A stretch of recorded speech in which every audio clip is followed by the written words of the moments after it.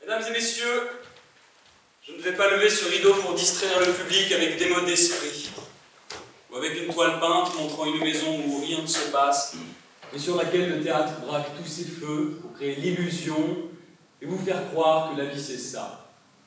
Non. Le poète, sans de corps et d'esprit, va avoir non pas le plaisir, mais le regret de vous dévoiler ce soir un petit coin de réalité.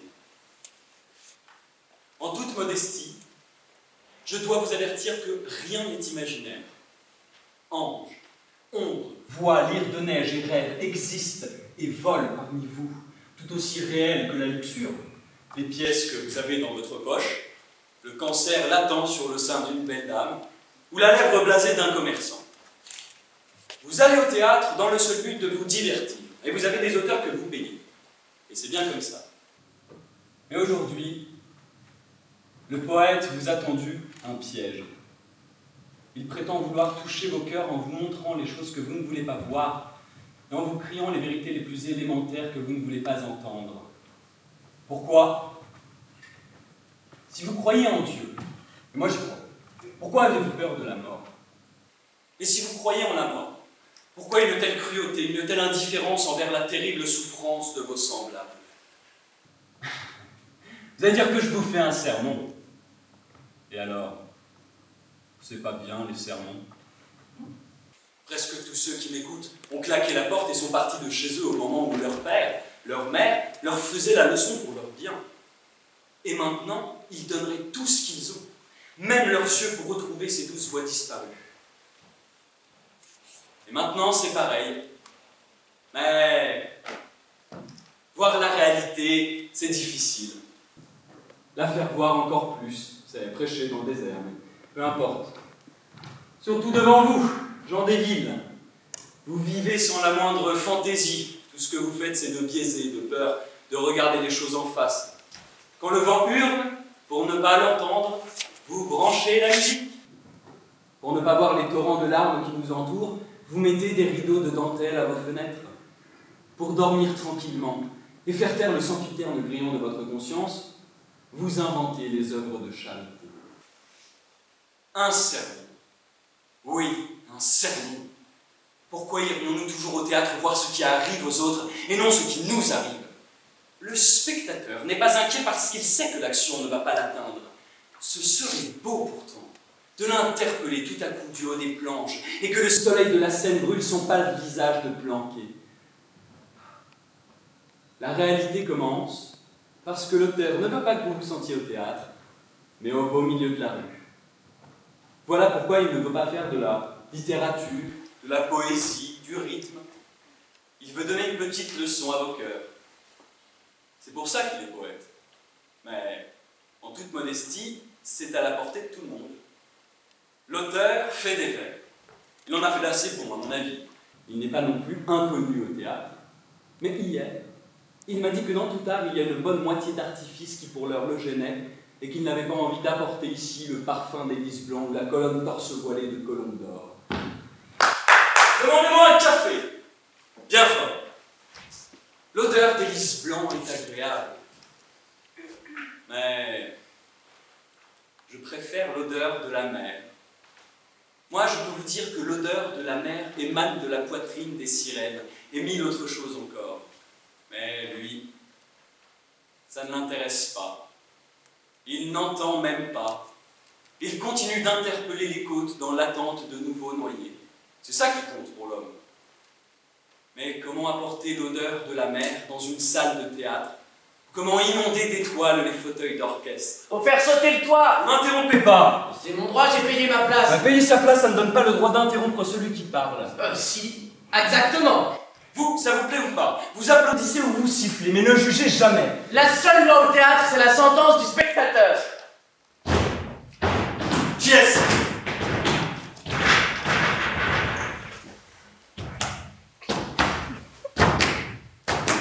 Ah, vous êtes fait mal.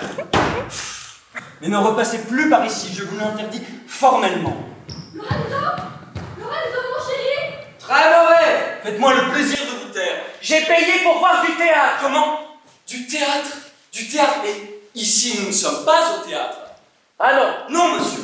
Le problème, c'est que vous avez peur. Vous savez parce que vous me connaissez que moi je veux abattre ces murs pour que nous sentions ronfler, assassiner de leurs ventres infects ceux qui dehors, ceux qui ne savent même pas que le théâtre existe. Et vous, c'est ça qui vous effraie. Alors fichez le camp. Chez vous, vous avez le mensonge qui vous attend. Vous avez votre thé, votre radio, et une petite femme qui fait l'amour avec vous en pensant aux joueurs de foot avec le pavillon en face. Si nous n'étions pas où nous sommes, je descendrai vous flanquer une gifle. Eh ben moi je vous tendrai l'autre joue, espèce de lâche. Le café. Parlez toujours. Moi, je vis dans la réalité. La réalité? Mais vous savez ce que c'est que la réalité? Écoutez un peu. Le bois de nos cercueils, à nous tous, ici présents, eh bien, il est déjà coupé.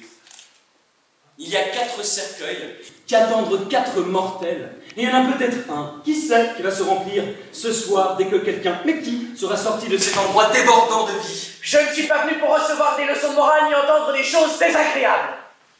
Je m'en vais. J'avais cru que j'étais au théâtre. Et nous ne sommes pas au théâtre, car ils viendront foncer les portes et nous serions tous sauvés. Ici, là-dedans, il y a un air terrible de mensonge. Les personnages des pièces ne disent que ce qu'ils peuvent dire à haute voix devant des jeunes filles sensibles. Mais leur cœur est rongé d'araignées. Ils ne disent rien de leurs véritables angoisses. Voilà pourquoi je ne veux pas d'acteurs, mais des hommes de chair et des femmes de chair. Et celui qui ne veut pas entendre n'a qu'à se boucher les oreilles. Allons-nous-en, ma chérie. Ce type va finir par dire des horreurs. Je n'ai pas envie de partir. Le sujet m'intéresse. Vous voulez dire que la vie vous intéresse? Cette vie incroyable qui justement n'est pas sur la scène. Il y a quelques jours, j'ai pu représenter ici même à quelques amis pour tester leurs larmes une tranche de vie à laquelle votre mari ne croirait pas. Dans une petite chambre, une femme est morte de faim. Ses 2 enfants, eux aussi affamés, jouaient avec les mains de la morte comme si c'était 2 petits pains dorés. Quand la nuit est tombée, les enfants ont découvert le sein de la morte et se sont endormis dessus en mangeant une boîte de cirage. Quelle exagération. Si Dieu sait bien que je dis la stricte vérité. Allons-nous-en, je te dis. Mais ne te mets pas dans cet état. Au théâtre, tout est mensonge. Ce n'est pas du mensonge, c'est du vrai. Ah, mais si c'est vrai, partons.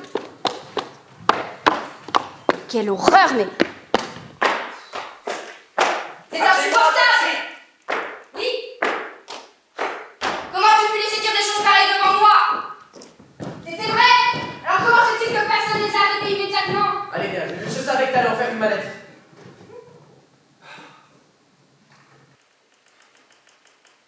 Continuez comme ça, et vous ferez le vide. Ah, vous étiez là. Oui. Votre expérience m'intéresse beaucoup. Lorenzo! Lorenzo, chérie! C'est si beau le théâtre. Mais je crois que ces gens vont pas vous laisser faire. Et qu'allez-vous faire des costumes d'argent? Et des... Oh, pardon, désolé. Des costumes d'hermine et des coupes en argent. Cette voix qui s'est fait entendre par 2 fois m'émeut bien plus qu'une voix véritable à l'agonie. Tout cela a désormais disparu du théâtre. Pourquoi vous m'apportez si peu de café si mauvais? J'en ai ramassé sans faire exprès. Il faisait tout noir et je suis tombé nez à nez sur des pêcheurs qui chantaient avec des poissons ronds sur la tête. Après, il y a de la gaze qui m'est tombée dessus. De la gaze pleine de mouches. Alors un vieux m'a dit que c'était brouillard. Moi je n'ai pas l'habitude, alors ça m'a fait peur. Peur de choses peintes. Donc le café il fait clair. Alors là-bas, tu n'as pas peur. Non monsieur. Il y a beaucoup d'ivrognes. Oui. Qu'est-ce qu'ils se racontent? J'aurais. Hier, ils sont venus avec un gosse et un gros dindon. Et ils se sont amusés à regarder lequel serait saoul le premier. Au gosse, ils lui donnaient du cognac. Et au dindon, de l'anis avec des primes de tabac. On a bien rigolé. C'est le gosse qui s'est saoulé le premier. Et il se tapait la tête contre les murs. Le dindon, ils lui ont coupé la tête avec une lame de rasoir et puis... ils l'ont mangé. Il faudrait des projecteurs assez puissants pour détruire et brûler le cœur de ceux qui parlent. Vous pouvez vous retirer.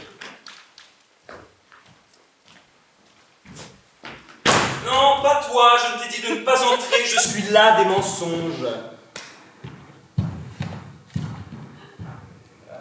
Monsieur, Quoi? auriez-vous la bonté de demander à vos employés d'allumer la lumière? Pourquoi faire? Pour sortir. Suivez le couloir, au fond à gauche, vous traversez la salle de répétition, vous soulevez les rideaux et un escalier me conduira dans la rue. C'est que. Allons, allez-y. C'est que j'ai peur, il faut que je saute par-dessus le brouillard et en plus il y a que 30 dans l'œil de bœuf. Allumez, ce n'est rien, vous allez voir. De la gaze et quelques toiles. Pardon. Je sais, mais ils ont l'air vrais. Et s'il l'était? Monsieur le metteur en scène. Ah, vous ne venez pas à la répétition? Non? Qu'est-ce qu'on répète? Le songe d'une nuit d'été? Vous connaissez le sujet de cette pièce? Vous savez, moi je ne suis que souffleur, je ne saurais pas l'expliquer comme il faut. C'est une sombre histoire. C'est une vérité terrible. Mais une vérité destructrice qui peut mener au suicide. Et le monde a besoin aujourd'hui plus que jamais de vérités réconfortantes, de vérités constructives. Il ne faut pas penser à soi, mais penser aux autres. Je ne fais pas la répétition. Comment on fait pour imiter le bruit du vent qui doit souffler dans les cèdres de la forêt? Dites comme vous voudrez, en chantant bouche fermée, mais foutez-moi la paix. C'est le dernier jour que je mets les pieds au théâtre. Qu'est-ce qui se passe? Envoyez toute la lumière. Henri! C'est horrible! Venez, on va nous serons plus en sûreté! Allons-nous-en. J'ai peur des enfants tout seuls à la maison. Les rues doivent être sous le contrôle de l'armée. On ne nous laisserait pas passer. On dirait qu'ils se rapprochent, l'eau est remplie de gens! Vive la révolution! Fermez les portes! Fermez-les! Ouvrez-les. Le théâtre est à tout le monde, c'est l'école du peuple. Non, ici, ils n'entrent pas! Ils vont briser les vaisselles réelles, les livres postiches, la lune en verre délicat. Ils vont renverser les élixirs merveilleux conservés au cours des siècles et mettre en pièces la machine à faire la pluie. Qu'ils cassent tout! L'amour.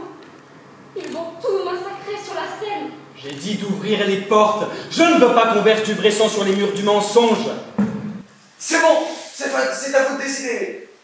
Et l'économie, que va devenir l'économie du théâtre? Au diable l'économie! Vous entendez? Vous entendez? Oui! Qu'on me donne s'il vous plaît du coton pour me boucher les oreilles! Non mais je suis un enfant même sur la grande place! C'est la révolution, Henri! La révolution! Est-ce que les balles risquent d'entrer ici? Impossible! Mais en bas, vous serez plus à l'abri. Le pire, ce serait que les armes arrivent. J'ai vu arriver les quatre avions! Oh mon Dieu, les enfants, les enfants! Je suis sûre qu'ils vont attaquer notre maison et comme les enfants sont seuls avec la gouvernante et les domestiques, ils vont les tuer!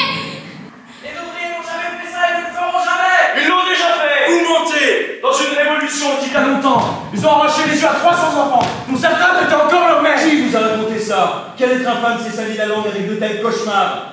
Répondez! Modérez vos propos et parlez avec la correction qui est déjà un homme comme il faut! Moi je ne suis pas un homme comme il faut! J'en ai rien à foutre. Je suis un agonisant de Dieu. Niaiserie. Henri! Henri! Henri! Je sais ce que je dis! Un journaliste de mes amis a été témoin des faits, un grand journaliste. Les avions vont commencer à bombarder! Oh mon Dieu, les enfants, mes pauvres enfants, sont trop petits, ne peuvent pas se passer de moi! Il est blond et tous les matins il entre en chantant avec une chanson anglaise, il ne peut pas se passer de moi! N'ayez pas peur, madame. Moi, je vais y aller. Vous braverez les balles. Vous me lancerez quand vous êtes en lieu sûr. Tu vas sortir. Oui. Je vais regarder par les deux. Lorenzo! Lorenzo, ne t'expose pas! Éloigne le danger de ton merveilleux talent! S'il n'y a pas de danger, je vous les ramènerai. Vous êtes des parents et je comprends votre angoisse. Si cela dure, les sous-sols du théâtre sont l'endroit le plus sûr de la ville. Très bien, allez-y. Allez-y! Ne vous inquiétez pas. C'est qui cet homme? Un machiniste.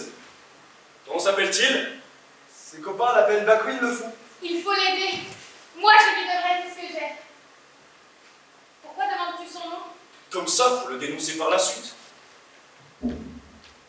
Qui vaut mieux, on peut tous à l'abri, nous sommes encore au bombardement! N'aie pas peur, Dieu est avec moi. C'est le Dieu des armées auquel il faut rendre hommage par force. Car c'est la seule vérité. Je ne crois pas en ton Dieu! Je sais, mais la mauvaise herbe, ça s'arrache comme ça. Camarade! Allez, beau gosse. Il l'a tué! Assassin!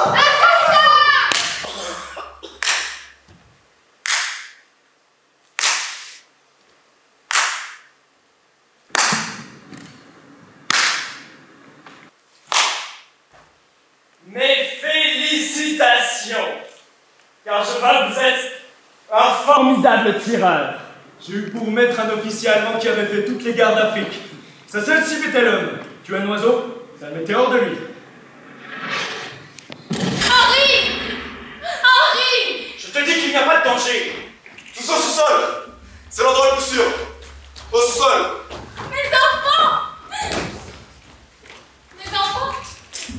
Mes enfants! Plaquez-vous au mur, plaquez-vous au mur. Vive la révolution!